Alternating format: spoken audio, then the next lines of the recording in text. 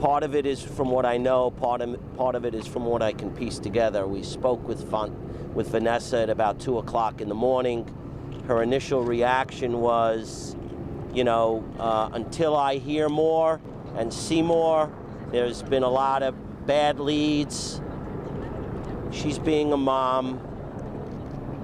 Maybe I would want something more before I would accept anything as complete. And I think that's what she's doing. She's not going to be convinced this is her son until there's enough to convince her. And what will it take? You know, what is the process she has to go through right now? Well, the bright line test is the DNA. They have DNA on file of the father, Danny, and they are going to get DNA, as I believe she is right now either on her way or waiting for the police escort. They will get DNA. That could take a couple of days. It could take a month. I don't think it'll take a month. Generally, they should get it done in less than a week. It'll get ahead of other items. I spoke to Lieutenant Zimmerman this morning, who's from Missing Persons and who's been wonderful in all of this, and he's assured me that this will make its way to the top of the line,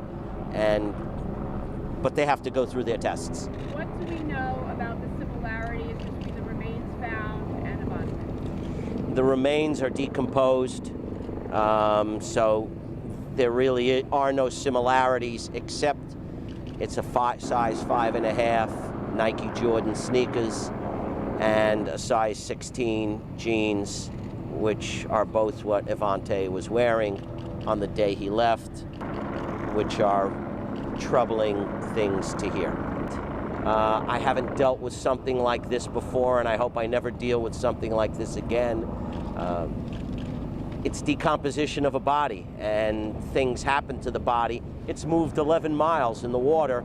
If it went in the water there, it could have gone in the water here. It could have gone in the water anywhere along the way. There's so many different possibilities.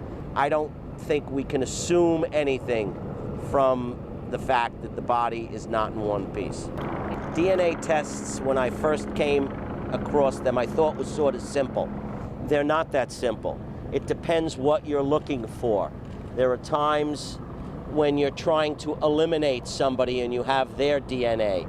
There are times when you're trying to identify somebody. The different processes have different tests. Here, they have a mother, they have a father, and they have a son.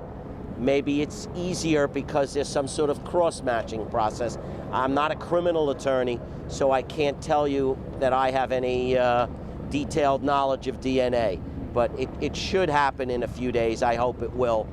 And I don't think they can give her any confirmatory information until it does happen. Is Vanessa being brought to the ME's office now? Vanessa is being brought somewhere, I don't know where.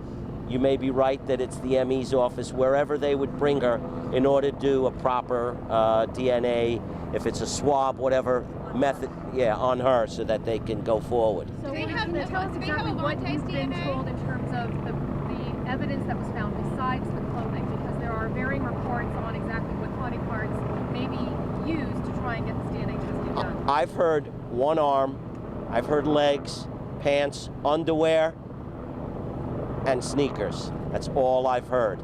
You would think if there was more, someone would have mentioned it. I have heard. You guys may know better than me. You've been here earlier this morning, whether it is arms as opposed to an arm. I heard one arm. And did all the clothing match what Avonte was wearing? You said the jeans and the sneakers do. You didn't mention the underwear. The underwear, there is no further information on it yet, except that they found them. In answer to your question, ma'am, do they have Avonte's DNA? I don't think so.